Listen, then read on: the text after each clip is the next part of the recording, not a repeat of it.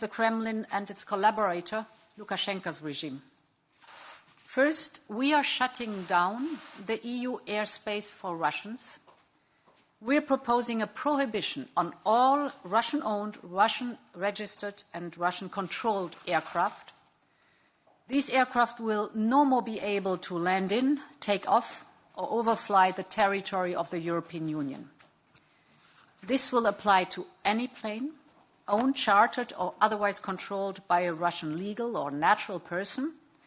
So let me be very clear. Our airspace will be closed to every Russian plane, and that includes the private jets of oligarchs too. Second, in another unprecedented step, we will ban in the European Union the Kremlin's media machine.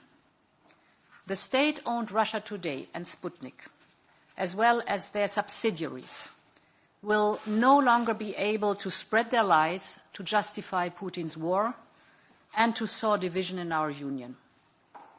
So we are developing tools to ban that toxic and harmful disinformation in Europe. And third, we will target the other aggressor of this war, Lukashenko's regime. Lukashenko's regime is complicit in the vicious attack against Ukraine. So we will hit Lukashenko's regime with a new package of sanctions.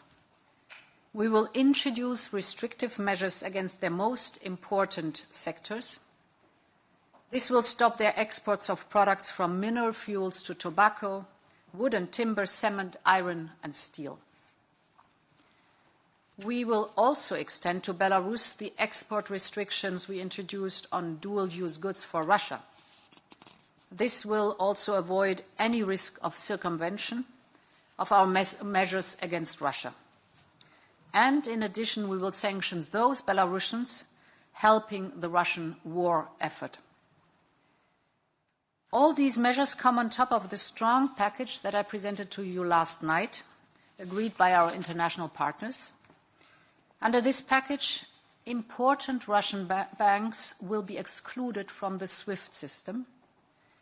We will also ban the transactions of Russia's central bank and freeze all its assets to prevent it from financing Putin's war. And we will target the assets of Russian oligarchs.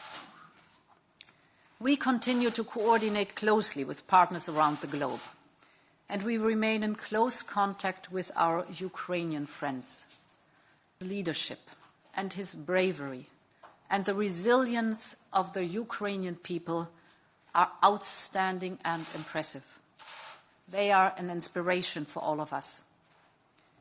We welcome with open arms those Ukrainians who have to flee from Putin's bombs, and I'm proud of the warm welcome that Europeans have given them.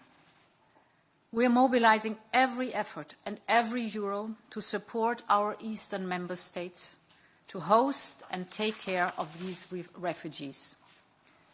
We will do this in full solidarity. And with this, I invite HRVP Borrell to give his part. Thank you, President. As you have said, we are currently witnessing a fully fledged war directly in our borders. The war is again on the borders of Europe. President Putin is trampling the statehood and identity of a sovereign Ukraine and its people. What we see is blatant violations of international law, and with more and more civilian infrastructure being targeted, international humanitarian law, Putin is bombing, launching missiles, strikes, killing innocent people. But the Ukrainian armed forces are fiercely fighting back and showing an heroic resistance to this invasion. It's a people and an army fighting against the invader. But the invader, Putin war, is not only against Ukraine. We need to understand the gravity of the situation for us, for the European, and for the global security. This afternoon, Putin has announced that he's putting Russian nuclear deterrent forces on high alert. It's important to stress that the nuclear forces of Russia has been put on high alert. I just had a VTC conference with the G7 foreign ministers, and we were joined by Minister Kuleba, who informed us of the latest development on the ground and the Ukraine urgent needs. And I told him very clearly, you came last week, we asked for SWIFT and we asked for arms. And now we are delivering on both sides. We are doing everything we can to support Ukraine. We stand by Ukrainian people in practical terms.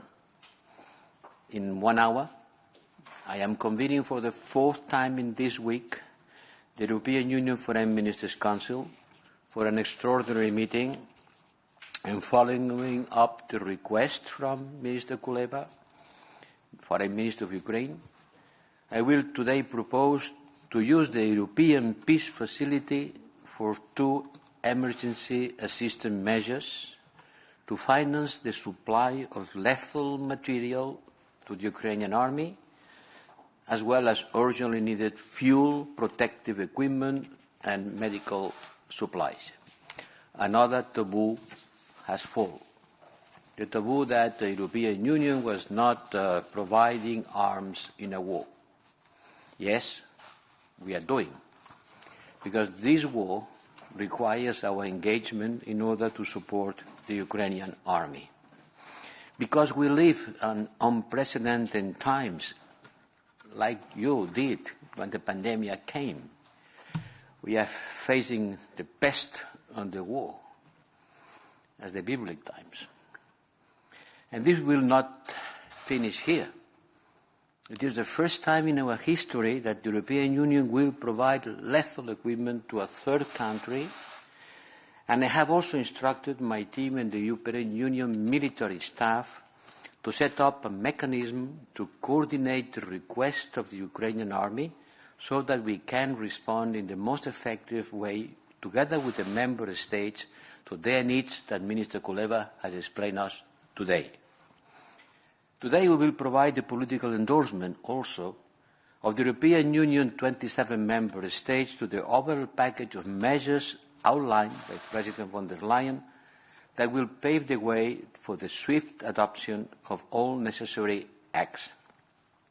As just explained by Madam President, we will discuss with the foreign ministers the announcement of tough economic sanctions. SWIFT, the central bank. I will also put forward additional listings against oligarchs. We'll target the elite of the Putin regime, who benefit financially from the system. We will also reinforce our measures against Belarus, who have been facilitating the Russian assault against Ukraine.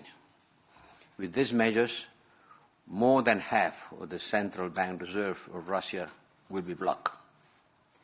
Also, more and more member states are announcing to close the airspace to the Russian airlines and aircrafts, and we will set a common approach together with the ministers. And finally, disinformation, because Putin doesn't want also only to conquer the land, he also wants to conquer the spirits of the people through toxic messages, through lies. The Kremlin and its supporters are engaged in a massive disinformation campaign in Ukraine, in our neighborhood, and in the European Union itself.